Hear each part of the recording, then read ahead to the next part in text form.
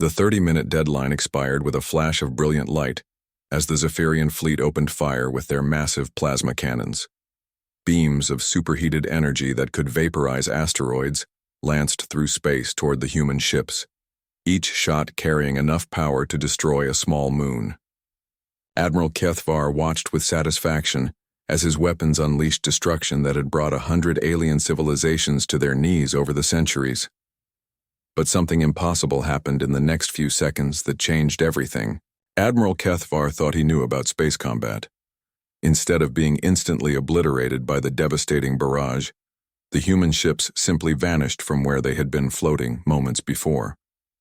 The massive plasma beams passed harmlessly through empty space where the human fleet should have been reduced to glowing particles and scattered debris. Jake Morrison gripped the arms of his command chair as the UES Defiance accelerated at speeds that should have been impossible according to everything the Zephyrians knew about physics.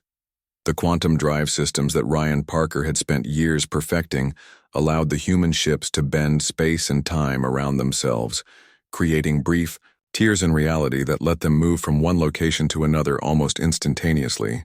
What looked like primitive technology to alien observers was actually more advanced than anything the Zephyrian Empire had ever encountered. The human fleet scattered in what appeared to be panic, with ships fleeing in different directions as the massive alien dreadnoughts continued their bombardment. Admiral Kethvar ordered his gunners to track the fast-moving targets and adjust their fire, but the human vessels were moving in ways that defied conventional understanding of space warfare. They changed direction without slowing down, accelerated beyond what their size should have allowed, and seemed to anticipate where the Zephyrian weapons would fire before the shots were even launched. Lisa Blake coordinated the fleet's movements from her tactical station, her voice calm and steady despite the chaos erupting around them.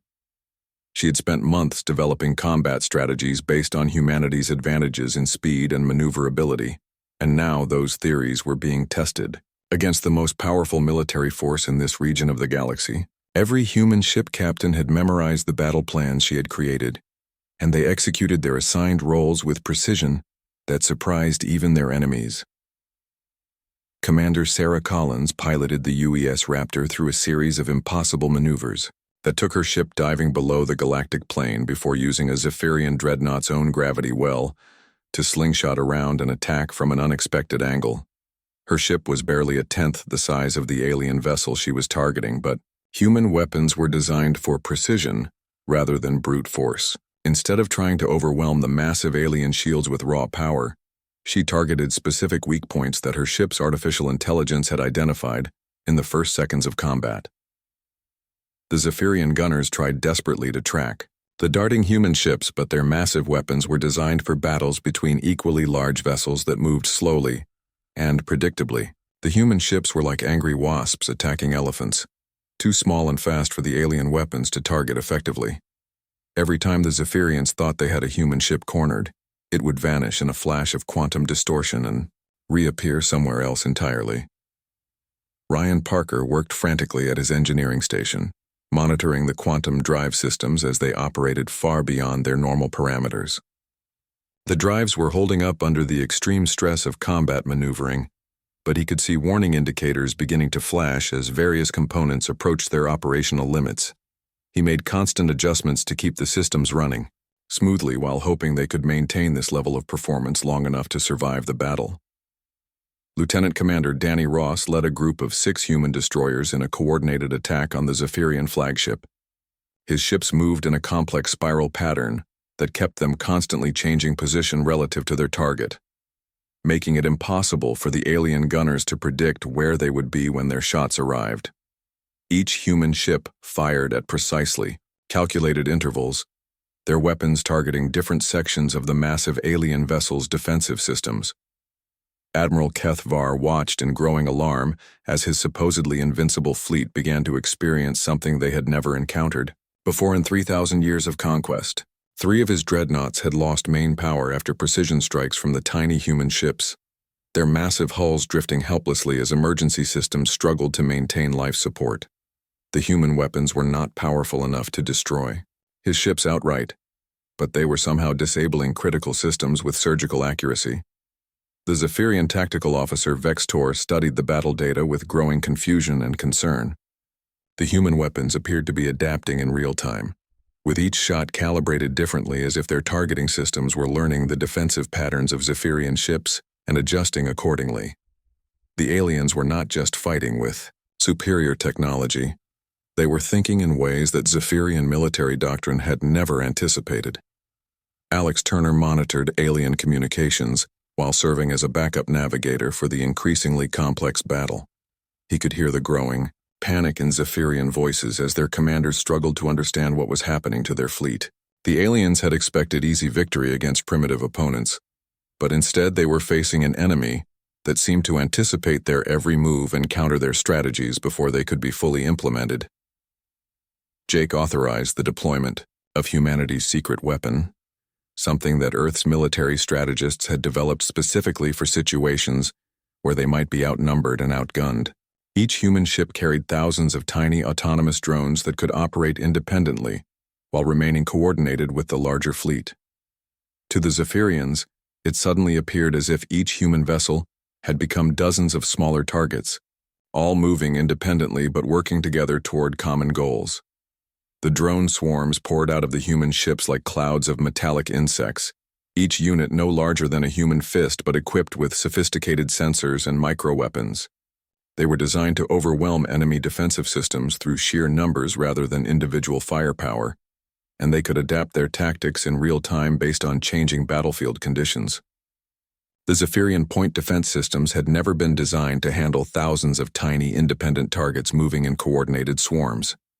Lieutenant Commander Amy Watson commanded the UES Thunderbolt in a daring assault on a Zephyrian command vessel, using the drone swarms as cover while her ship approached the massive alien dreadnought. Her weapons targeted the ship's primary sensor arrays, temporarily blinding not just that vessel but several others in the formation that depended on its targeting data. The carefully coordinated Zephyrian fleet began to lose cohesion as individual ships found themselves fighting blind. Lisa Blake implemented a tactic she had developed during war games on Earth, something she called human touch that took advantage of humanity's greatest strength in combat. Instead of trying to destroy the disabled Zephyrian ships, human boarding parties prepared to capture key vessels intact. Marines like Sergeant Kevin Hayes and Corporal Betty Ross had trained extensively for zero-gravity combat operations, and they were ready to take the fight directly to enemy crews aboard their own ships. The tide of battle turned decisively as human tactics proved superior to Zephyrian brute force. The alien fleet that had expected to crush primitive opponents in minutes found itself being systematically dismantled by an enemy that fought like nothing they had ever encountered. Human ships darted between the massive alien vessels like dancers performing an intricate ballet, their movements coordinated to perfection while their weapons struck with surgical precision.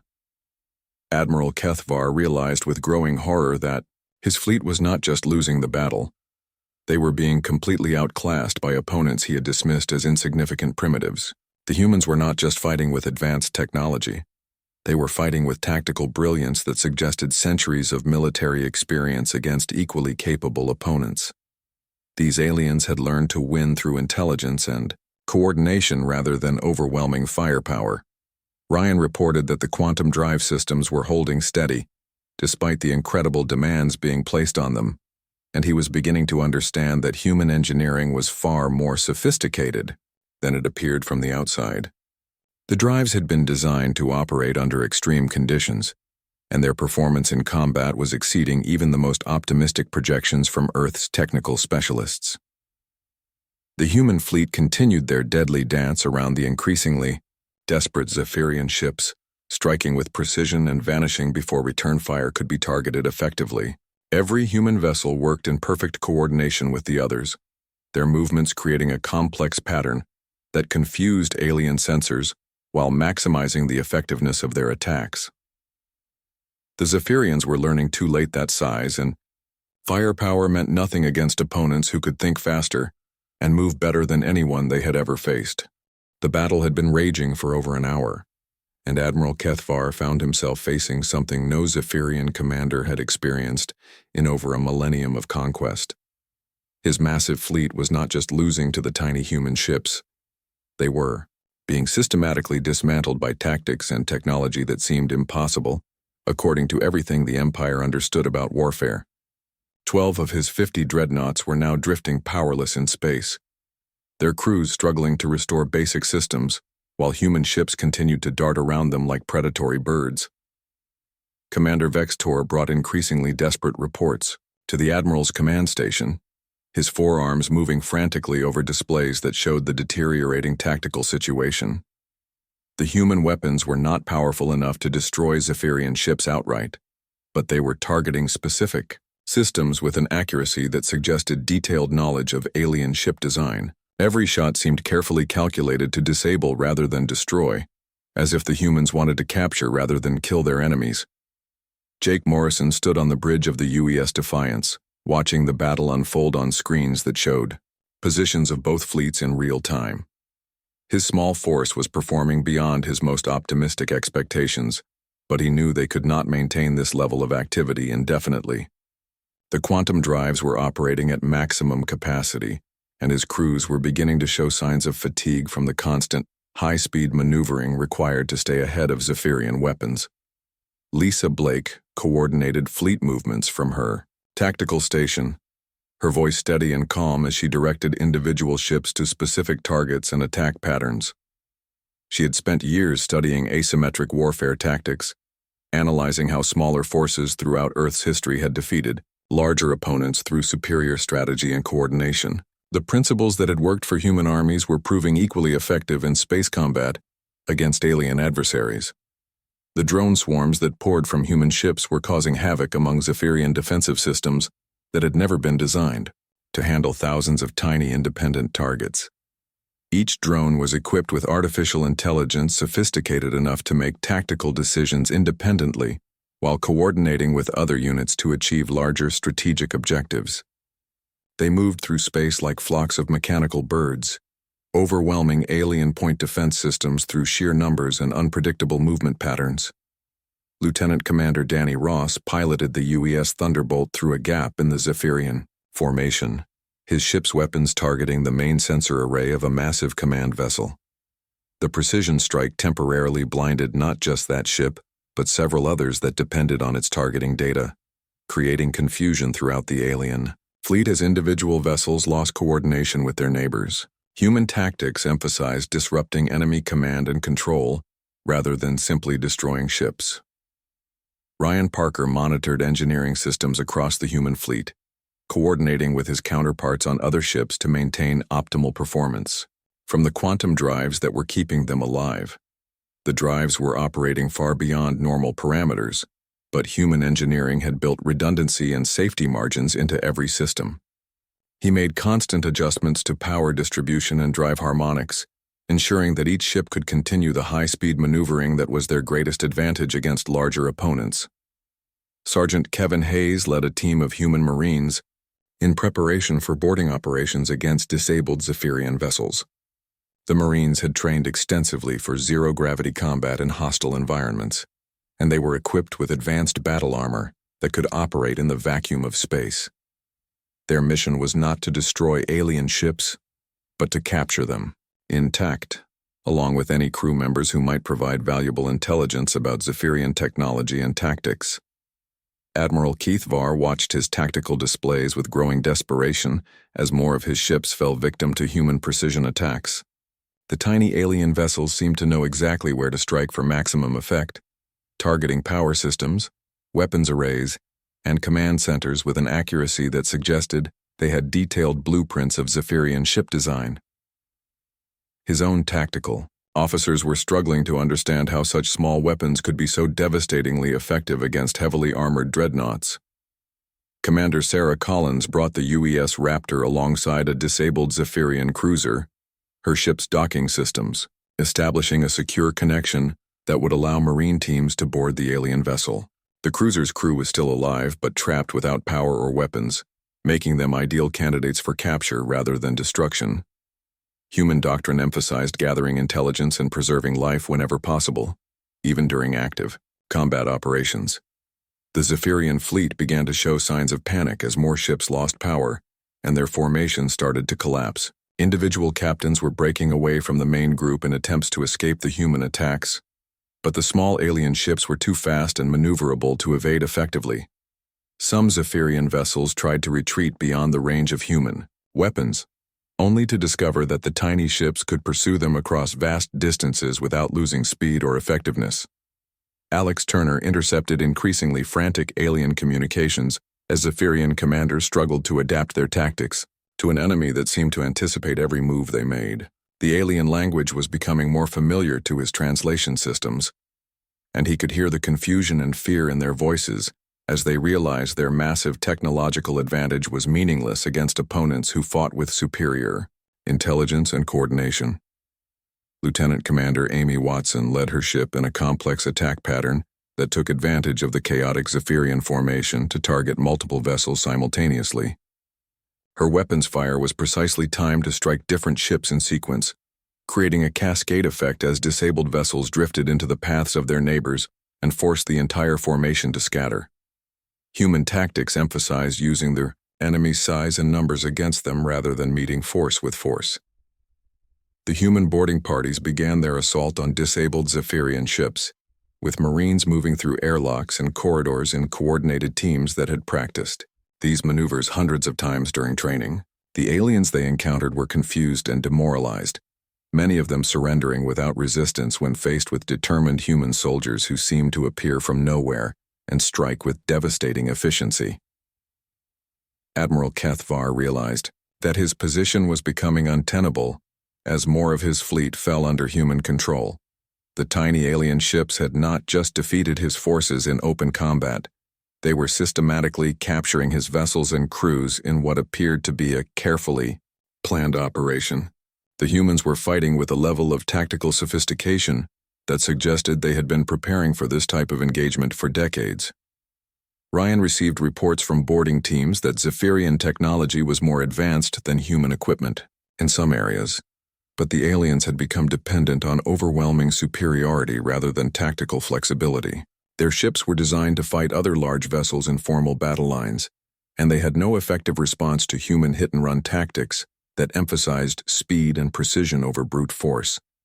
The drone swarms continued to wreak havoc among the remaining active Zephyrian ships, with thousands of tiny units working together to overwhelm defensive systems and create openings for larger human vessels to exploit. Each drone was expendable individually, but their collective intelligence made them far more effective than their size would suggest. They could adapt their tactics in real time based on enemy responses, learning from each engagement to become more effective in the next. Lisa analyzed the overall tactical situation and realized that the human fleet had achieved something unprecedented in this region of space. They had not just survived an encounter with the mighty Zephyrian Empire, they had decisively defeated a force that outgunned them by orders of magnitude. The victory was a testament to human ingenuity, training, and the willingness to think beyond conventional tactical assumptions when facing seemingly impossible odds.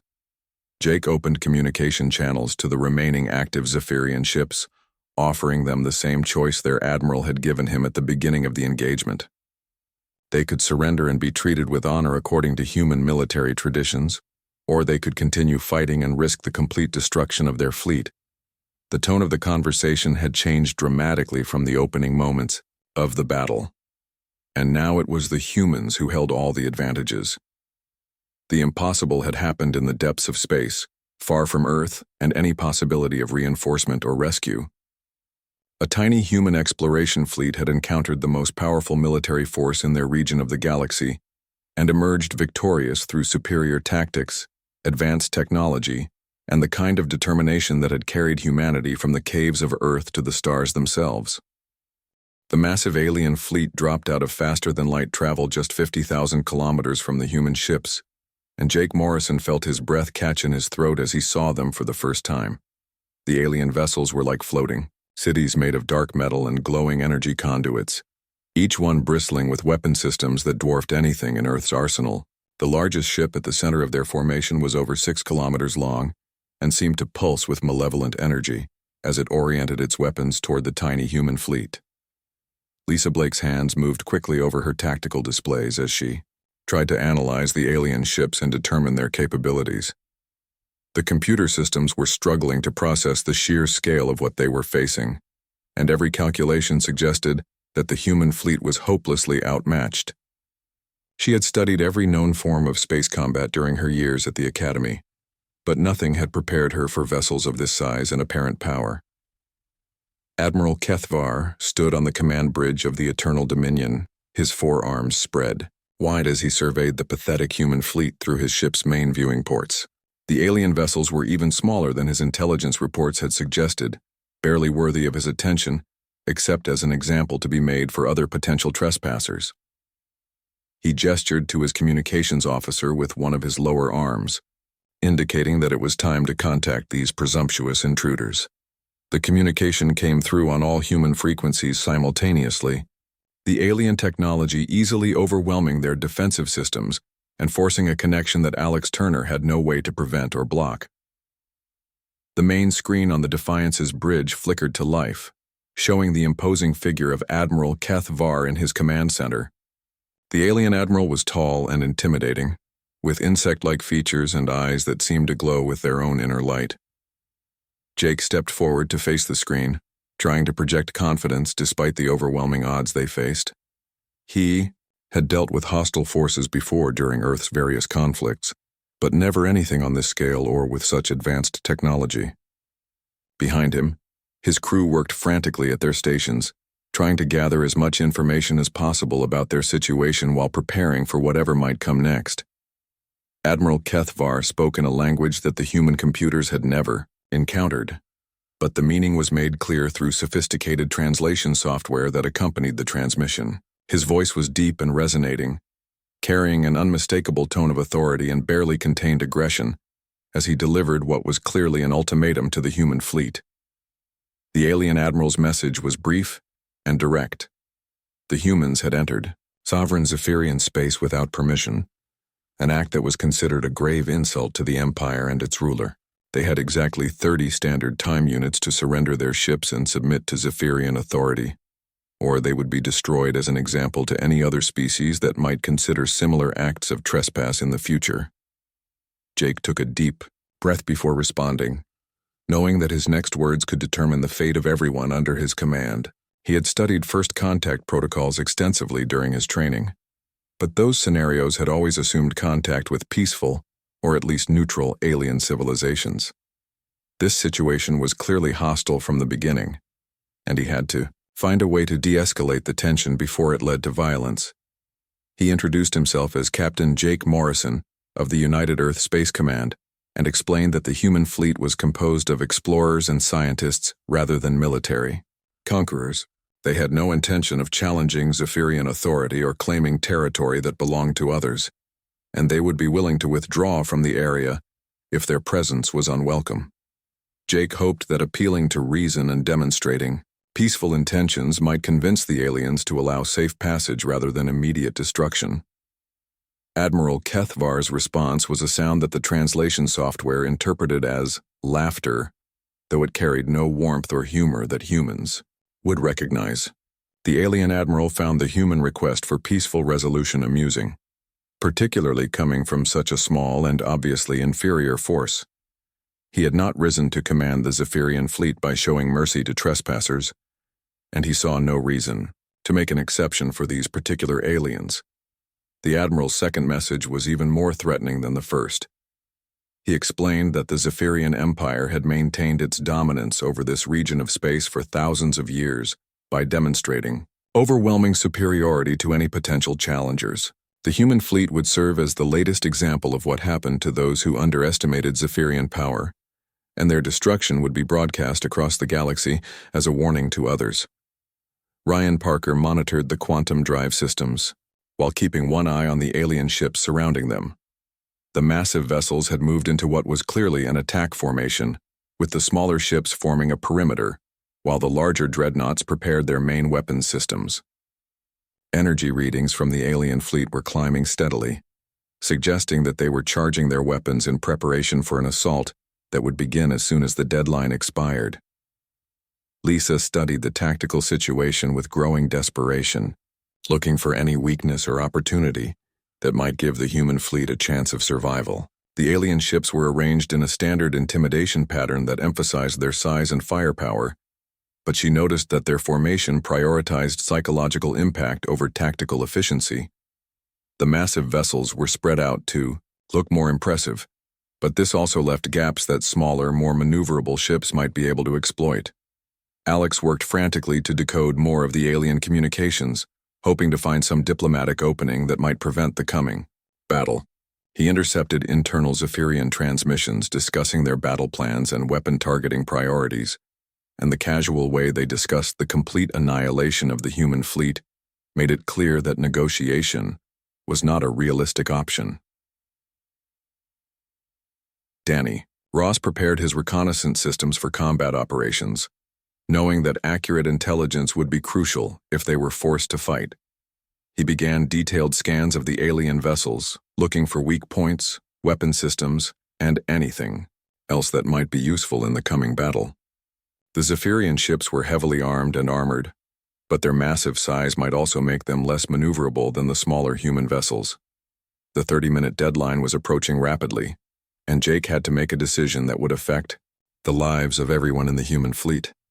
Surrender would likely mean death or slavery under alien masters, but fighting seemed like suicide against such overwhelming odds. He looked around the bridge at his crew, seeing determination and trust in their faces despite the hopeless situation they faced together. Jake opened a private communication channel to the other human ship captains, including Commander Sarah Collins of the UES Raptor and Lieutenant Commander Amy Watson of the UES Thunderbolt. He briefly outlined the situation and asked for their opinions on how to proceed, though he already knew what their answer would be.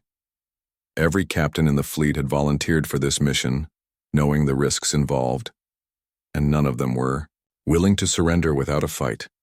The response from his fellow captains was unanimous.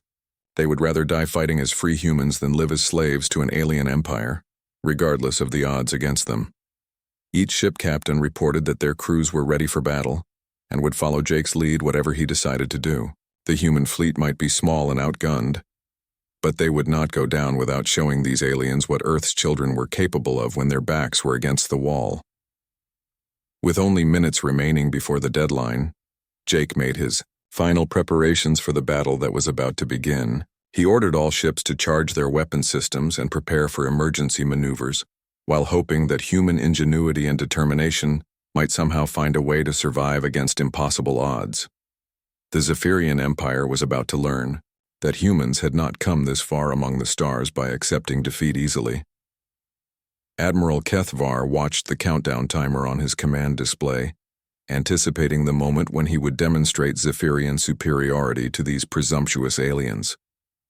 His weapons officers reported that all systems were ready to fire, and targeting solutions had been calculated for each human vessel.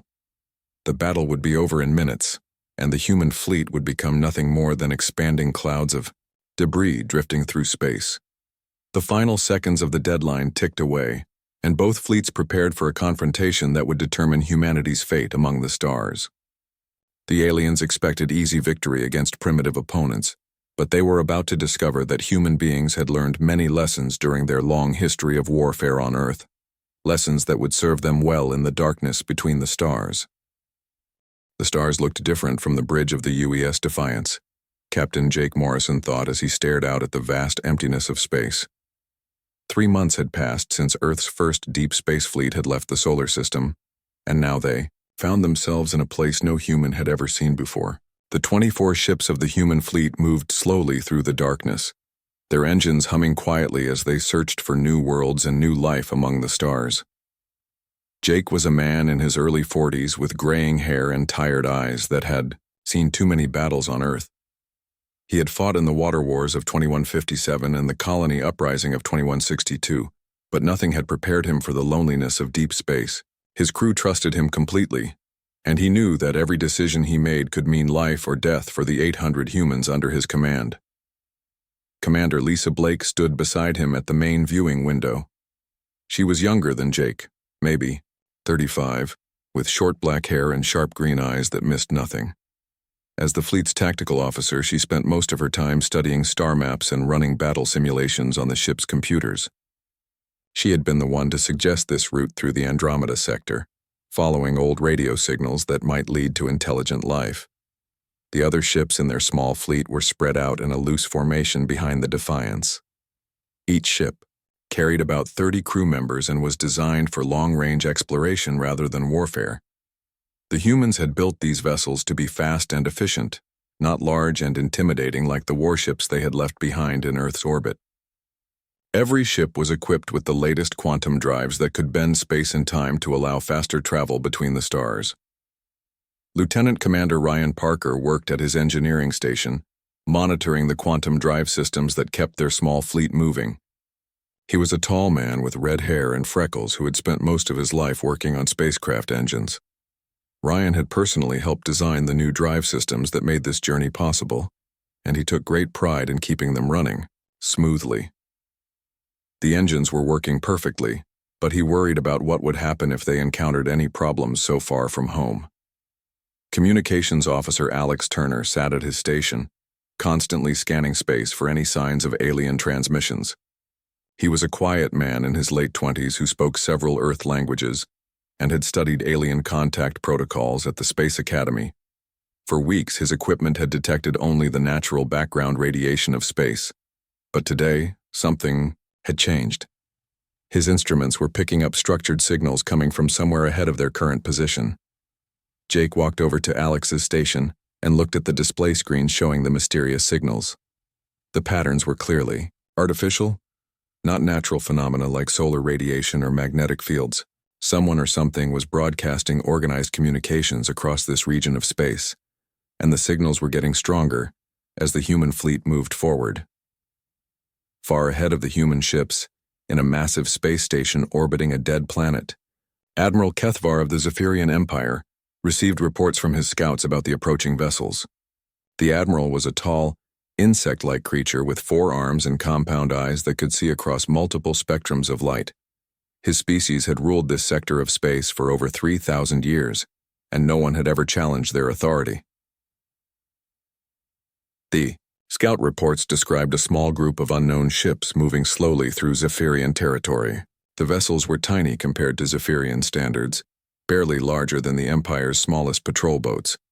Admiral Keith Varr studied the data with growing amusement as his tactical officers calculated the size and apparent capabilities of these mysterious intruders. The Zephyrian Empire controlled hundreds of star systems with a fleet of massive warships that could destroy entire planets if necessary. Each Zephyrian dreadnought was over 5 kilometers long and carried enough firepower to level a continent. The Empire's smallest battleship was still 3 times larger than the biggest ship in the approaching human fleet, and Admiral Keth Varr commanded 50 of these massive vessels from his flagship, the Eternal Dominion. The Admiral's second-in-command, Commander Vextor, brought additional intelligence about the mysterious ships. The aliens called themselves humans and came from a small planet in a distant spiral arm of the galaxy. Their homeworld appeared to be a single planet with no major space-based civilization, suggesting they were a primitive species just beginning to explore beyond their own solar system. Admiral Kethvar clicked his mandibles in what passed for laughter among his people. The idea that such a small and apparently primitive species would dare to enter Zephyrian space without permission was almost insulting. His empire had faced challenges from advanced civilizations with thousands of warships, but these humans had brought less than 30 tiny vessels into his territory. The admiral decided to make an example of these intruders. He would demonstrate the power of the Zephyrian Empire by crushing their pathetic little fleet so completely that word would spread across the galaxy about what happened to those who challenged Zephyrian authority.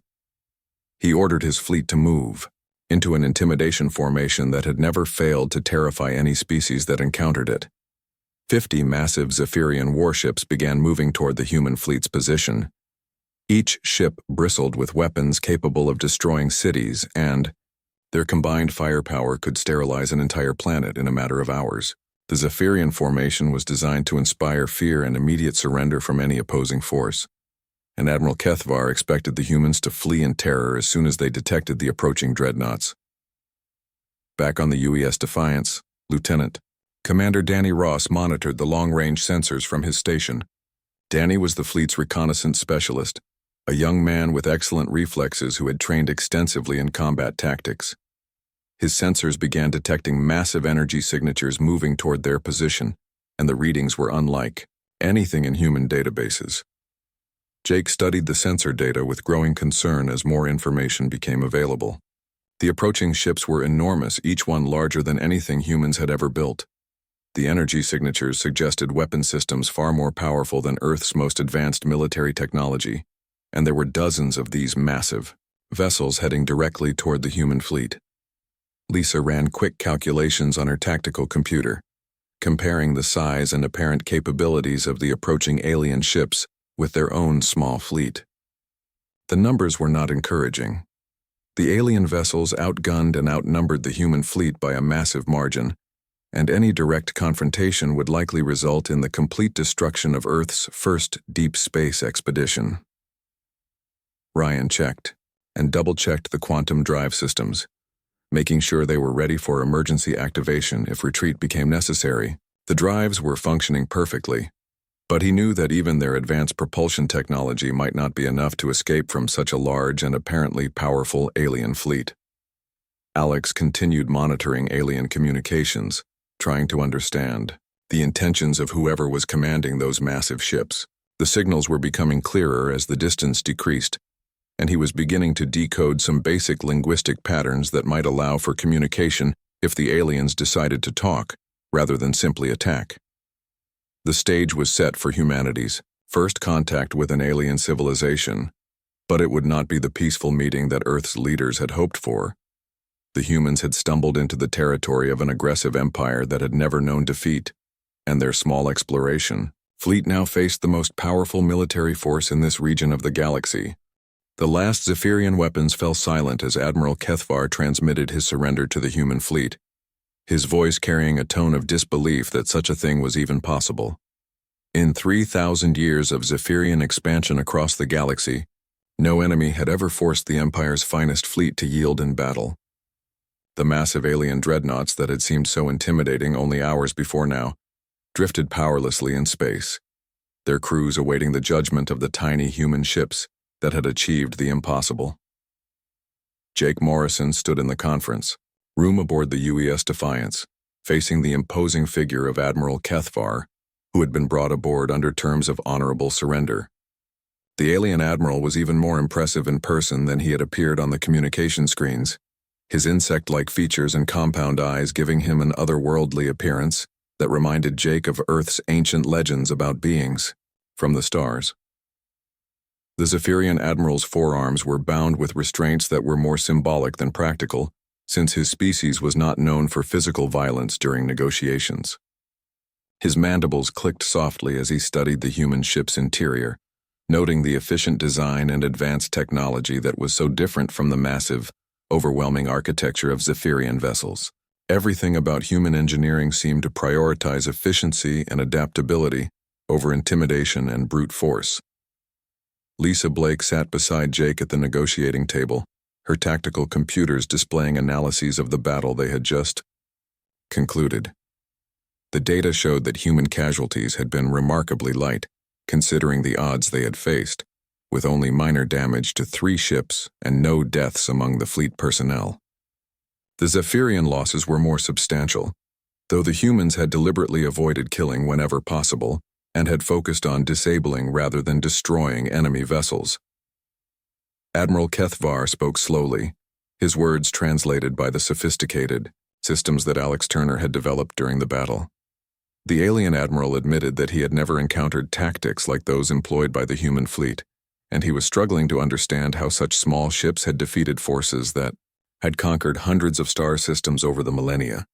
His military training had not prepared him for enemies who fought with precision and intelligence rather than overwhelming superiority.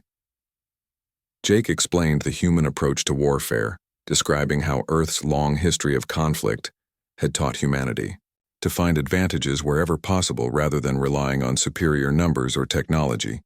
Human military doctrine emphasized adaptability, coordination, and the willingness to think creatively when facing apparently impossible situations.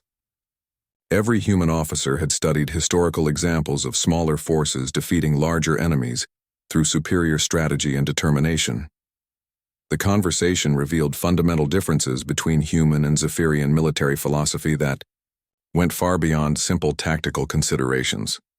The Zephyrian Empire had grown accustomed to easy victories against technologically inferior opponents, and their tactics had become predictable and inflexible over centuries of unopposed expansion. They had forgotten the lessons that come from facing equally capable adversaries who can adapt and respond to changing circumstances. Ryan Parker provided technical explanations for some of the human capabilities that had surprised the Zephyrian forces, particularly the quantum drive systems that allowed near-instantaneous changes in position and velocity. The drives were based on theoretical physics that Zephyrian science had not yet developed, giving human ships mobility advantages that more than compensated for their smaller size and lighter armament. Human engineering had focused on innovation, rather than simply scaling up existing technologies. Commander Sarah Collins joined the discussion to describe the coordination systems that allowed human ships to operate as a unified force despite being spread across vast distances. Each vessel carried artificial intelligence systems that could communicate instantaneously with their counterparts, sharing tactical information and coordinating responses faster than any biological crew could manage. The humans had created a form of technological telepathy that made their fleet far more effective than the sum of its individual parts. Admiral Keth Var listened with growing amazement as the humans described military concepts that were completely foreign to Zephyrian thinking. The idea of deliberately choosing smaller, more maneuverable ships over massive dreadnoughts went against everything his species believed about space warfare. The notion that intelligence and coordination could overcome raw firepower was revolutionary to a civilization that had relied on intimidation and overwhelming force for thousands of years.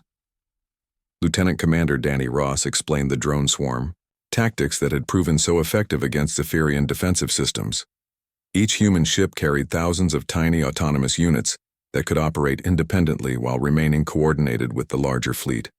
The drones were designed to overwhelm enemy systems through numbers and unpredictability, rather than individual firepower, creating opportunities for larger vessels to exploit weaknesses in enemy formations. The discussion turned to the broader implications of the battle and what it might mean for relations between humans and the Zephyrian Empire. Jake made it clear that humanity had no desire to conquer or control other species, despite their military capabilities. Earth's people were explorers and scientists first, interested in learning about the galaxy and finding their place among the stars, rather than dominating other civilizations through force. Admiral Keth Var found this attitude difficult to understand, since every species the Zephyrians had encountered had either submitted to imperial authority or fought for dominance until one side was completely destroyed. The concept of peaceful coexistence between equally powerful civilizations was not part of Zephyrian experience, and the Admiral struggled to comprehend how humans could possess such advanced military capabilities while claiming to have peaceful intentions.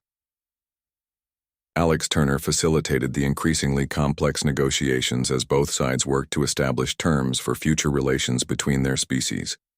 The humans were willing to withdraw from Zephyrian space if their presence was unwelcome, but they also wanted assurances that Earth's exploration fleets would not be attacked simply for existing in regions that the Empire claimed as territory. The galaxy was vast enough for multiple civilizations to coexist without conflict if both sides were willing to respect each other's rights and territories. The revelation that stunned Admiral Keth Var came when Jake described humanity's ultimate goals in space. Rather than seeking to build an empire like the Zephyrians, humans wanted to explore, learn, and establish peaceful relationships with other intelligent species. Earth's people had seen too much war and destruction during their own history, and they hoped to avoid repeating those mistakes on a galactic scale. Lisa provided detailed analyses of the battle tactics that had proven so effective against Zephyrian forces, offering to share some of the information as a gesture of goodwill between their species. The tactical concepts could be adapted for defensive purposes, helping the Empire develop better responses to future threats, while demonstrating human willingness to cooperate, rather than simply dominate through superior military capability.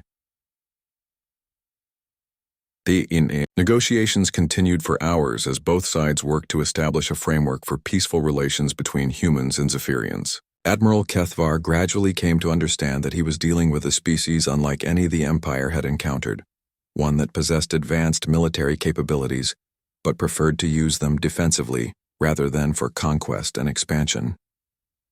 Jake proposed a formal treaty between Earth and the Zephyrian Empire that would establish mutual recognition and respect for each other's territorial claims. Humans would be granted safe passage through Imperial space for scientific and exploration missions, while the Empire would receive access to certain human technologies that could benefit both civilizations. The agreement would create a precedent for peaceful coexistence that might serve as a model for relations with other species. Admiral Kethvar realized that recommending such a treaty to the Imperial government would require him to admit that the mighty Zephyrian fleet had been defeated by a tiny force of primitive aliens. The political implications were staggering, since the Empire's authority depended on the perception of invincible military superiority. However, he also understood that humans represented a new kind of threat that could not be defeated through conventional tactics. The final agreement established Earth as a recognized power worthy of respect and diplomatic consideration, rather than simply another primitive species to be conquered or ignored. Admiral Kethvar agreed to personally recommend the treaty to the Imperial government, knowing that his military reputation would lend weight to arguments for peaceful coexistence with these remarkable humans. As the Zephyrian fleet prepared to depart under escort from human ships, both sides reflected on the lessons learned from their unexpected encounter.